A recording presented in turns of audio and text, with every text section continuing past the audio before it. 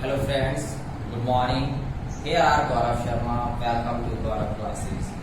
बच्चों, मैंने अभी इससे पहले वीडियो में जो आपने देखी कल, जिसमें हमने Euclid division Lima, Euclid division algorithm और फंडामेंटल थ्योरम करेंगे, उसी को आगे बढ़ाते हुए आज हम अपने को कैसे इरेशनल प्रूफ करना है किसी टॉपिक को और इरेशनल नंबर होते क्या हैं ये बताएंगे।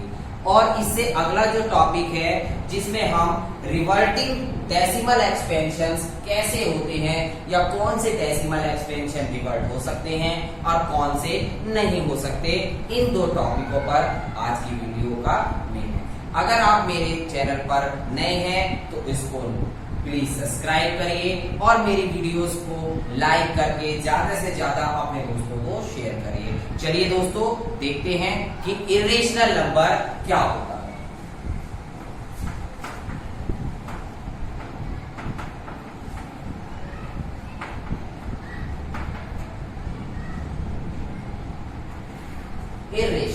इरेशनल नंबर होते हैं मेरे प्यारे बच्चों अंडर रूट्स वैल्यू। जितनी भी अंडर रूट में वैल्यू आएगी वो सभी इरेशनल नंबर कहलाएंगी। दूसरी चीज पाई, अगर पाई लिखा हुआ आ रहा है सिंगल तो हमारा इरेशनल नंबर है, लेकिन अगर पाई की वैल्यू हमने 22/7 लिख दी तो ये वैल्यू हमारी रेशनल कहलाती है। इसमें मेन दिक्कत आती है मेरे प्यारे बच्चों। बच्चे सोचते हैं जब पाई हमारा इरेशनल नंबर है तो इसकी वैल्यू भी इरेशनल होगी। नहीं मेरे प्यारे बच्चों, पाई हमारा इरेशनल है लेकिन 22/7 हमारा रेशनल नंबर है। उसके बाद मेरे प्यारे बच्चों जितने भी नंबर जो रिपीट नहीं होते वो सभी नंबर हमारे कहलाते हैं इरेशनल। जैसे 13, 131, 132 ऐसे बढ़ते हुए चले जाएंगे। ये नंबर हमारे रिपीट नहीं हो रहे। ठीक है, अब हम जो 3 नंबर का क्वेश्चन जो मोस्ट इंपॉर्टेंट है और हर साल पेपर में आता है उसको करेंगे। जैसे कुछ क्वेश्चन होते हैं √2 इज अ इरेशनल, प्रूफ करो। √3 इज अ इरेशनल, प्रूफ करिए। √5 इज इरेशनल, प्रूफ करिए। या 5 - √3 इज इरेशनल, प्रूफ करें। 7 + 2√3 प्रूफ करें इरेशनल। ऐसे होते हैं। तो मैं इसी का एक टॉपिक जो हमारा मोस्ट इंपॉर्टेंट है कि √2 is an irrational can be proof, और ये आता है आपके 3 मार्क्स का। सेक्शन 3 का ये क्वेश्चन होता है। ठीक है मेरे प्यारे बच्चों, आओ ये देखते हैं कैसे सॉल्व करें। 3 मार्क्स का जो क्वेश्चन है हमारा क्या है, prove that √3 is irrational number. हम इसको प्रूफ कैसे करेंगे? सबसे पहले अगर हमें ये दे रखा है कि ये इरेशनल है तो हम इसको अपोजिट मानेंगे। सही है मेरे प्यारे बच्चों, मतलब हम इसको रेशनल मानेंगे। ठीक है, उसके बाद हम इसको रेशनल की तरह प्रूफ करते हुए चलेंगे। तो let us assume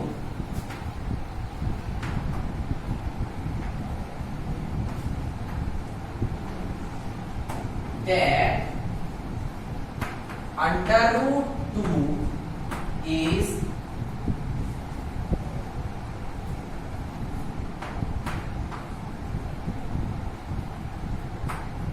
rational number. हमने क्या माना? Let us assume that √2 is rational number. So we find the integer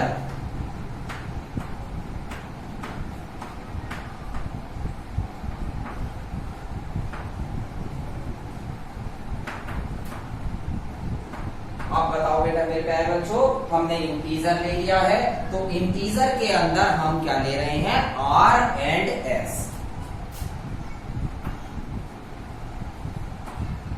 ठीक है मेरे प्यारे बच्चों, बुक के अंदर आपको A भी दे रखा होगा, RS भी दिखा रखा होगा, हम RS लेके चलते हैं। और S जो होना चाहिए हमारा नॉट इक्वल्स टू 0 होना चाहिए, वो 0 के बराबर ना हो। और ये कब होती है कंडीशन? ये देखेंगे सच दैट √2 इक्वल्स R/S। हमने दे रखा है ना, जैसा हम कहते थे P upon Q, Q not equals to 0। मुझे P और Q बहुत देर करते हुए बोलते, तो अब हम लेते हैं R and S, S not equals to 0 और अंडर रूट 2 बराबर R upon S। Suppose R and S have a common factor. Suppose R and S have a common factor, और common factor किसका होता है? Other than 1।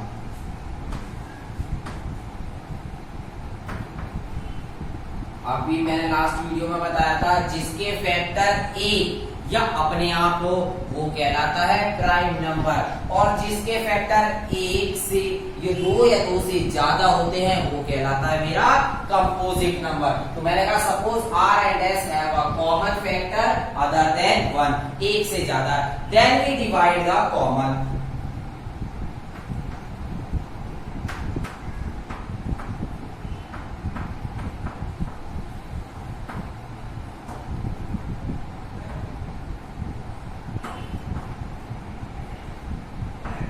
हम इसको क्या करें? कॉमन फैक्टर से डिवाइड कर देते हैं टू गेट, जब हमें क्या प्राप्त होएगा? Under root 2 equals a upon b. अब हमें क्या प्राप्त हुआ? Under root 2 equals a upon b, where a and b are coprime. Sir ये क्या होता है अभी बताते हैं। Where a and b are coprime. अब ये देखो बेटा को प्राइम क्या होता है? को प्राइम नंबर वो नंबर होते हैं मेरे प्यारे बच्चों जिसका HCF 1 आता है। को प्राइम नंबर कौन से नंबर होते हैं? जिन दो नंबरों का HCF 1 आए वो मेरे को प्राइम नंबर कहलाते हैं। अब हमने क्या लिखा था? Under root 2 equals a upon B, cross multiply कर देते हैं तो क्या हो जाएगा? अंडर रूट 2b बराबर ए, b की मल्टीप्लाई इसमें कर दी, आ गया अंडर रूट 2b बराबर ए। स्क्वायरिंग बोथ साइड,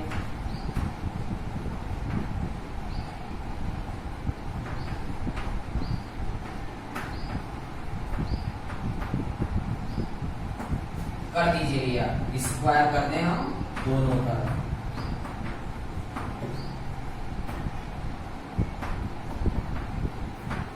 इतना समझ में आ गया? हमने जब स्क्वायर कर दिया, स्क्वायर करने के बाद हमें पता चला a जो a स्क्वायर डिवाइड हो रहा है 2 से, देयरफॉर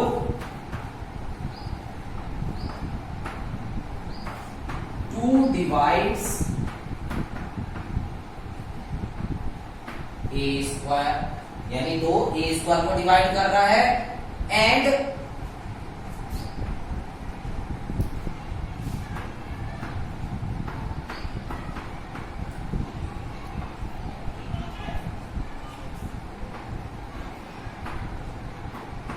और 2a को भी डिवाइड करेगा। अब वो कैसे करेगा? देखो बेटा, जैसे 4 है, ठीक है, 4 16 को डिवाइड करता है, 4 4 जा 16। अब 16 का स्क्वायर करते हैं, किसका स्क्वायर करते हैं? 16 का, 256। अब 4 256 को भी डिवाइड करेगा, करता है ना किसी का। अब ये मैं छोटा सा एक एग्जांपल आपको करके दिखाता हूं।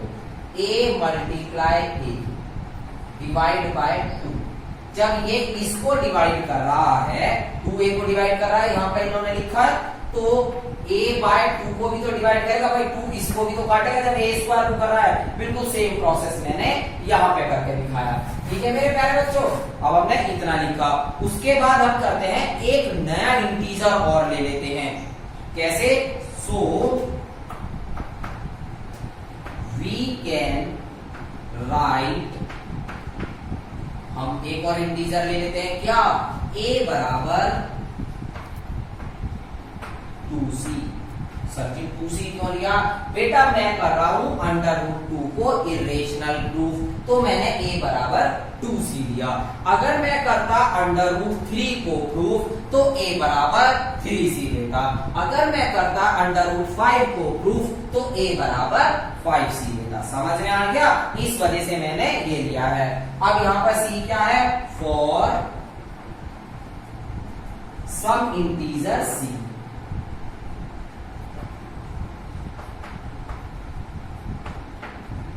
हमने क्या कर दिया, फॉर सम इंटीजर सी, और इसको क्या मान ली थी इक्वेशन, हमने 1 मान ली थी। क्लियर है। अब इसका पुट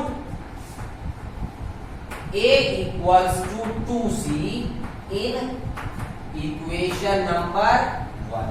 हमने क्या करा, put a equals to 2c equation number 1, इसमें पुट कर दीजिए 2b स्क्वायर बराबर 2c का होल स्क्वायर। यहाँ पे स्क्वायर है तो मैंने इसका भी कर दिया। क्या आ गया, 2b स्क्वायर बराबर 4c स्क्वायर। 2 से इसे काटूंगा तो b स्क्वायर बराबर 2c स्क्वायर आ गया मेरे प्यारे बच्चों। इतना समझ में आ गया। अब इसमें क्या लिखा, जैसा हमने यहां करा था कि 2 डिवाइड कर रहा है a स्क्वायर को, अब 2 डिवाइड किसको कर रहा है, b स्क्वायर को। Therefore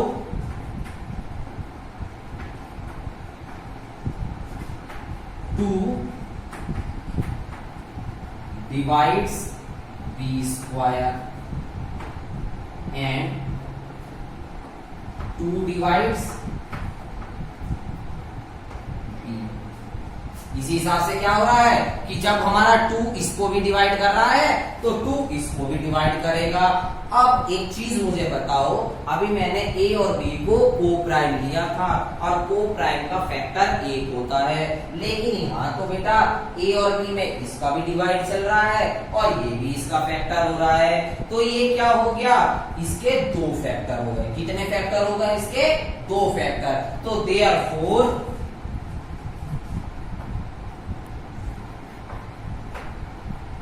a and b have at least 2 factor। Therefore a and b have at least 2 factor। तो ये हमारी कंजप्शन क्या हो गई, रॉन्ग। तो ये क्या लिखेंगे, this is contradiction, CONTRADICTION, contradiction has arrived।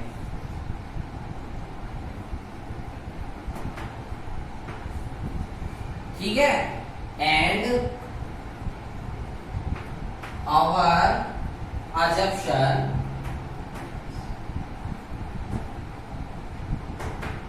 was wrong, और हमारा assumption क्या हो गया, wrong हो गया। So we say under root 2 is an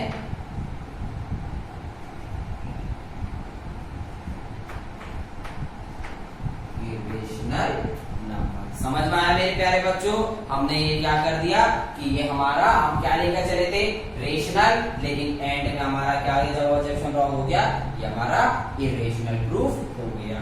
ठीक है। अब हम इसी के सेकंड पार्ट पर, मतलब डेसिमल एक्सपेंशन पर चलेंगे, जो आज का सेकंड टॉपिक है। आइए revisiting rational numbers and their decimal expansion. सबसे पहले इसमें आ जाता है रेशनल। अभी हमने किस में बात करी थी, इरेशनल पे बात करी थी, हमने प्रूफ करा। अब हम देख रहे हैं रेशनल नंबर।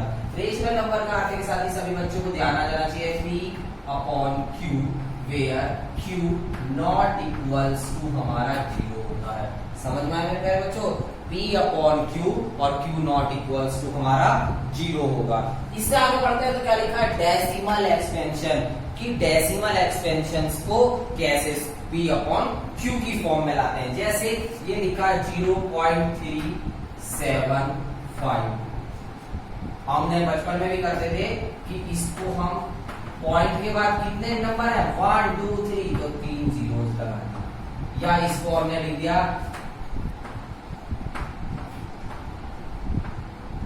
ऐसे। याद है, अगर हमें ये दे रखा है 23.34, इसको डेसिमल में करना है। तो हमने देखा इसके बाद 2 डिजिट्स हैं, तो 2 लगा दिया और 2 डिजिट्स का हमने बना दिया 10 की पावर 2। ये हमने डेसिमल्स को p/q मतलब रेशनल नंबर में कन्वर्ट करा है। अब हमें पता कैसे चलेगा कि ये रेशनल नंबर में है या नहीं है? इसका सबसे बेस्ट एग्जांपल है q। हमारा क्या क्या हो सकता है? या तो हमारा q होगा 2 की पावर n में, 3 कंडीशन है, मैंने 3 एरो लगाए तो 3 ही कंडीशन होगी। या तो हमारा 2 होगा 2 की पावर n में, या हमारा q होगा 5 की पावर n में, या हमारा 2 होगा 2 की पावर n इंटू 5 की पावर n में। q हमारे की 3 कंडीशन हो सकती हैं, 2 की पावर n, 5 की पावर n और 2 की पावर n इंटू 5 की पावर n। अगर इन तीनों से अलग कोई हमारा नीचे का फैक्टर आता है तो वो हमारा टर्मिनेटिंग टर्म्स नहीं कहलाएगी। 1 मार्क्स का क्वेश्चन प्लस 1 मार्क्स का क्वेश्चन, 2 मार्क्स है इस टॉपिक के। कितने मार्क्स है मेरे प्यारे बच्चों? 2 मार्क्स। 1 मार्क्स का क्वेश्चन है कि ये पूछा जाता है कि ये टर्म टर्मिनेटिंग है या नॉन टर्मिनेटिंग है, विदाउट एक्चुअल डिवीजन बताइए। तो हम क्या करते हैं कि हम p/q में q को देखते हैं, q की 3 कंडीशन है, 2 की पावर n आए तो भी यह टर्मिनेटिंग है, 5 की पावर n आए तो भी टर्मिनेटिंग है, या दोनों आ जाए तो भी टर्मिनेटिंग है। लेकिन अगर इससे अलावा 3 आ जाए, 7 आ जाए, 11 आ जाए या 13 आ जाए, कुछ भी आ जाए इससे अलावा नीचे, तो वो टर्म नॉन टर्मिनेटिंग टर्म्स कहलाती हैं। ठीक है। दूसरा, इसमें एक टर्म आती है कि ये एक क्वेश्चन है कि ये नंबर कंपोजिट नंबर है या ये नंबर प्राइम नंबर्स हैं, ये बताइए। तो हम कंपोजिट नंबर के अंदर का देखकर बताते हैं कि ये नंबर हमारे कंपोजिट नंबर है। कब देखकर बताते हैं? जब वो 2 या 2 से ज्यादा उसके फैक्टर्स होते हैं। ठीक है, आइए देखते हैं एक एग्जांपल। 129/2 की पावर 2, 5 की पावर 7 और 7 की पावर 5, और हमें बताना है कि ये टर्मिनेटिंग है या नॉन टर्मिनेटिंग है। अभी मैंने क्या बताया? 2 आए, 5 आए या दोनों आए, 2 भी आ रहा 5 भी, लेकिन 7 की पावर ये आ रही है और 7 की पावर ये आते के साथ ही ये टर्म्स क्या कहलाएंगी? नॉन टर्मिनेटिंग टर्म्स कहलाएंगी। और एक और एग्जांपल देखते हैं, इसमें दे रखा है 35/50। ठीक है मेरे प्यारे बच्चों, 5 से काटो, 5 7 जा 35, 5 1 जा 5 और इसमें आ गया 7/10 मींस 7/2 इंटू 5। 2 भी आ रहा 5 भी आ रहा है, और कोई टर्म आ रही है? नहीं आ रही, तो ये टर्म क्या कहलाएगी? टर्मिनेटिंग टर्म कहलाएगी। इसमें लिखा है इसके बाद 7/2 ठीक है, 7 1 जा 7, 7 1 जा 7, 7 3 जा 21 30, 11/30।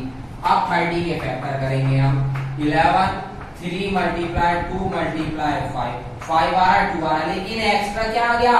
3 आ गया, और 3 के आते ये टर्म क्या कहलाएगी? मेरी नॉन टर्मिनेटिंग टर्म कहलाएगी। और अगर किसी इसके अंदर मेरा ये आ जाए,